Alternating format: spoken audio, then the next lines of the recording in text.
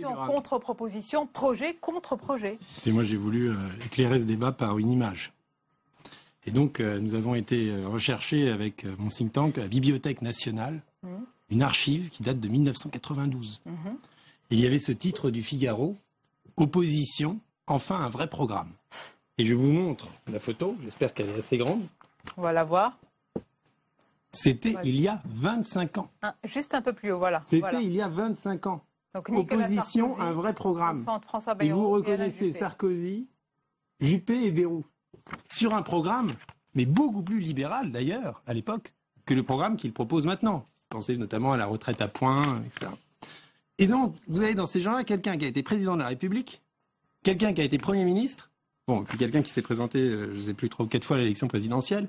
Mais est-ce qu'ils ont appliqué la moindre des choses qu'ils proposaient dans le programme de 92? Non, ce sont les mêmes choses. Si vous écoutez Sarkozy aujourd'hui, c'est le même programme qu'en 2007. Ce sont les mêmes rengaines sur les 35 heures. Et j'en viens d'ailleurs à comprendre pourquoi on a inventé les 35 heures en France. C'est pour pouvoir recycler éternellement les mêmes éléments de langage, les uns parlant du droit au loisir et les autres parlant du gâteau. Mais voyez-vous, c'est pas un gâteau parce qu'en fait, ça grossit, le travail, ça se partage pas. C'est épouvantable à quel point on est bloqué. Et en fait, dans les deux cas, on est exactement dans le même modèle. C'est pas de passer la retraite de 60 à 63 ans ou le temps de travail de 35 à 39 ans, de 35 à 39 heures, ou de rendre les indemnités chômage un peu dégressives ou quoi que ce soit, qui provoque le moins de changement de modèle. On est toujours exactement dans la même logique étatiste dans laquelle on est depuis 40 ans. Les vraies réformes, c'est quoi? C'est de donner aux gens la possibilité de prendre la retraite quand ils le souhaitent.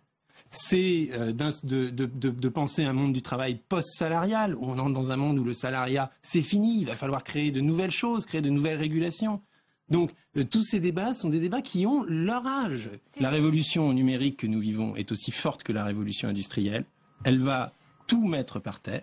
Il va falloir tout repenser. Donc, c'est un moment, pour ceux qui s'intéressent à la politique publique, c'est un moment passionnant.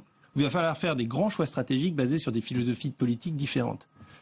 Alors, je ne vais pas vendre ma soupe. Enfin, nous, on propose des choses. On propose le revenu universel. On propose des droits de l'actif que je distingue du code du travail. Enfin, est-ce qu'il y a l'un des candidats à droite, à gauche, on le connaît, qui se rapproche un peu de vos propositions, selon vous, qui vous a peut-être contacté, qui travaille avec votre think tank? Mais écoutez, on va aller voir. On est reçu à gauche comme à droite, d'ailleurs, et avec les Verts, parce que nous sommes indépendants des partis politiques et le libéralisme n'est représenté par aucun parti en France aujourd'hui, donc c'est clair.